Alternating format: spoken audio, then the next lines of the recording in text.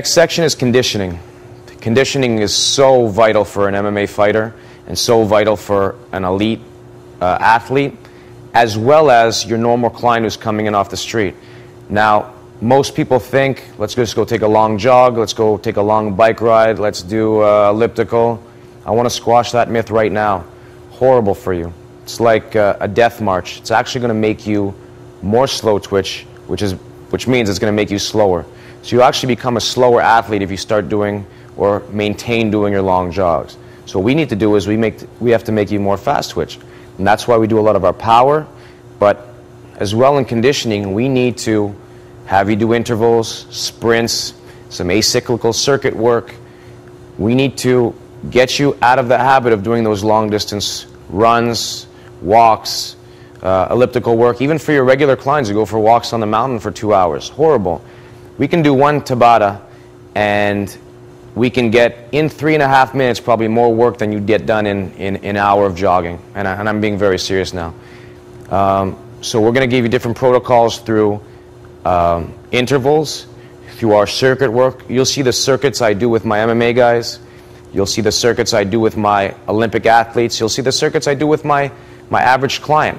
I'll even show you a circuit where I can combine elite level athletes with intermediate clients and have them mesh together, compete in the same circuit, but just use different intensities. The exercise might be almost the exact same.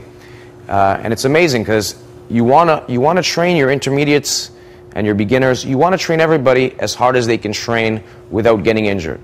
So whether you're an elite athlete or you're beginning off the street, conditioning is very important. Now we'll progress you up. So if your interval, if you're off the street, you might be at a 5-to-1 work to rest ratio. That means for every minute you work, I might have to give you 5 minutes to rest because that's how out of shape you are.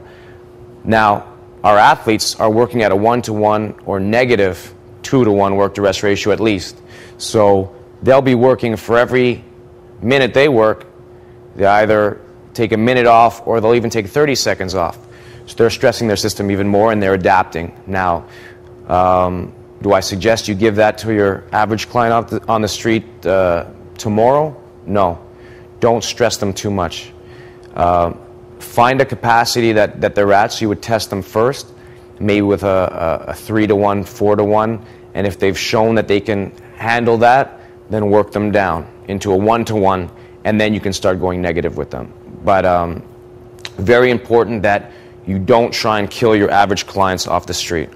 Now, if there's a lesson I want to teach is that whatever you learn here in the conditioning section, in the power section, just in the training section, don't go give it to your client Monday morning. Don't go give what I'm giving George St. Pierre and David Loiseau tomorrow with your 50-year-old housewife. It's not ethical, and basically you're going to hurt your client. Now, is that good for you? It's going to be bad for your reputation. You're going to lose a client, so you're going to lose your income from that client. And why do you want to hurt people? I mean, anybody can push someone to a rate of vomiting. I don't want my athletes vomiting. I want them getting to the point where they're pushed to failure or close to failure, and then I bring them back down, just like a good horse racer. So I want you to enjoy the DVD and go check out the protocols on my website, adrenalineperformancecenter.com, and I'll have different percentages of let's say we're doing an Olympic lift phase, plyometrics. I'll have different protocols for numbers of jumps, percentages, different circuits I might set up on my website. So I might give you a circuit of the day where you can give your intermediate clients, your athletes. So I really hope you enjoyed this DVD. It was fun making it, and take care.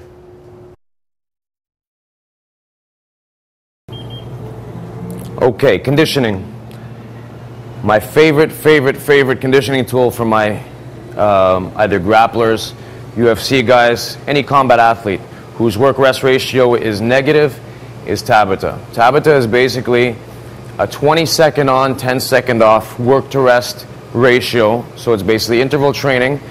Whereas a football player needs to be powerful for a short stint and it gets a longer rest. Hockey players the same way. Combat athletes are the complete opposite. They need to be powerful, recover quickly, and be able to, I know it's an oxymoron, but have a high level of power endurance.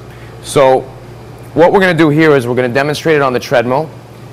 We're going to do incline, basically like doing a hill sprint. So a 20-second on, 10-second off.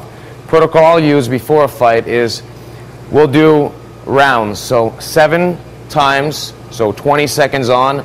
So that'll be 140 seconds of work, 70 seconds of rest. I'll give him a minute in between, as if he was resting in between his round in the fight. And depending on how many rounds his fight is, if it's a championship fight, we'll go 5 rounds. If it's a regular fight, we'll go 3 rounds. So Cleo's going to demonstrate Tabata 20 seconds on, 10 seconds off. On the treadmill, we can do it on the Airdyne bike, same idea. On the slide board, same idea. It's basically you can do it with any exercise. And if you're with your personal training clients, you can basically do it in a med ball circuit, kettlebell circuit, anything you want to do. But today, very challenging. We're going to do it at 7.5 miles an hour and 15 incline. So Cleo's going to go 20 seconds on, 10 seconds off. Go for it.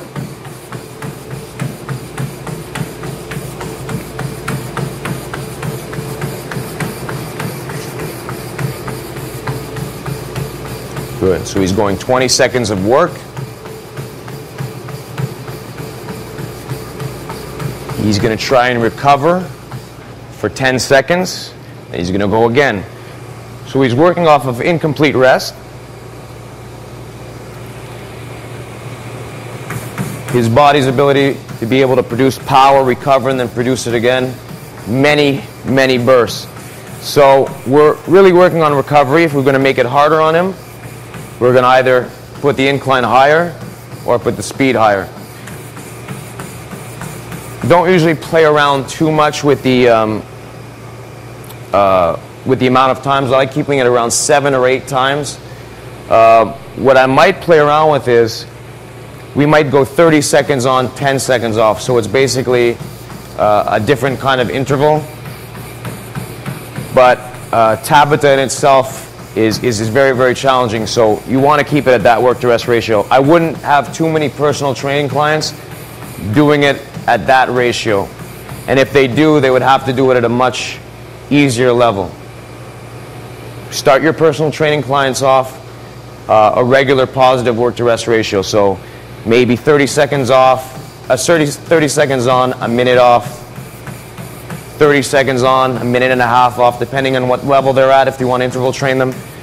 And as they get better and they recover faster, you can work them down to one-to-one work to rest, and then obviously the combat athletes will go negative.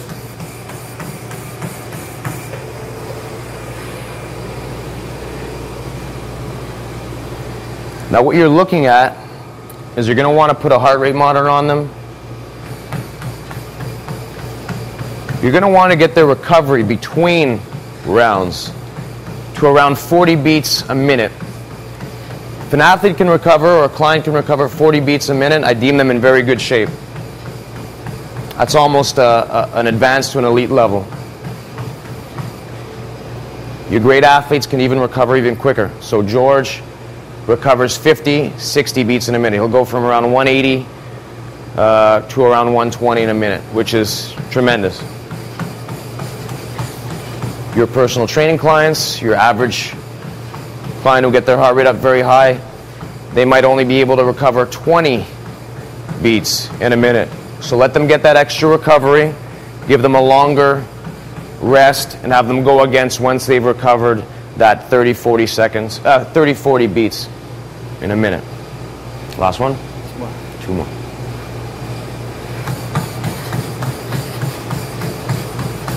But again, something I can't stress enough, I've said it a million times, long runs completely out.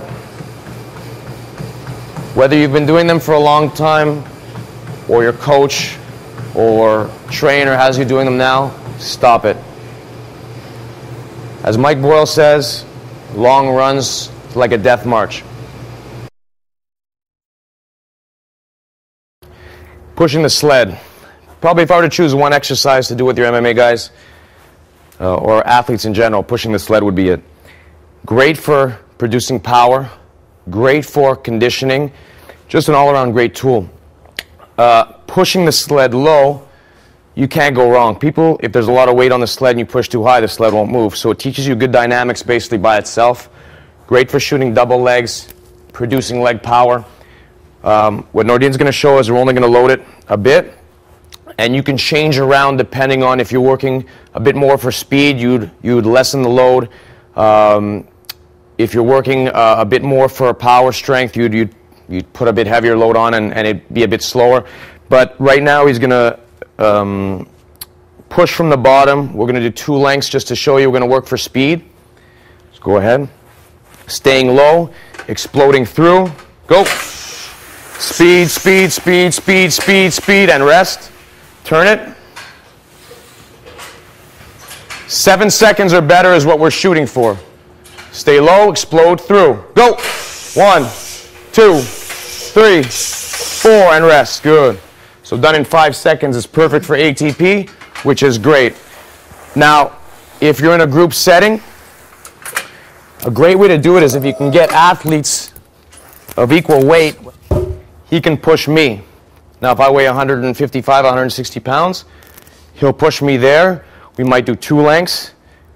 Take a break, I'll do 2 lengths. So Nordin's going to push me, explode through, go, dig, dig, dig, dig, dig, and rest. Good. And I could either push him back, or he could push me. It's a great tool, especially if you have a good layout where you can get a good 7-second push. Tremendous. I'm not worried about going even more than 7 seconds. There's a protocol on our website where adrenalineperformancecenter.com where we actually will show you levels of doing it for conditioning, for power production, the second break in between each push. So we might have a set where we'll do 1 push, 5-second break, 2nd push, 8-second break, 3rd push, 12-second break, go up by 4 seconds. We might keep the breaks and the intervals the same. We might give them a lot of rest depending on what we want to accomplish. But the exercise in itself is tremendous. Sled pushes, we like using the Elite sled. This is from Perform Better actually, but a great product. You can get the Sled Dog also, but you can't really get low on the push. So I like the second handle here. I don't like pushing from the top, but I like the second handle here.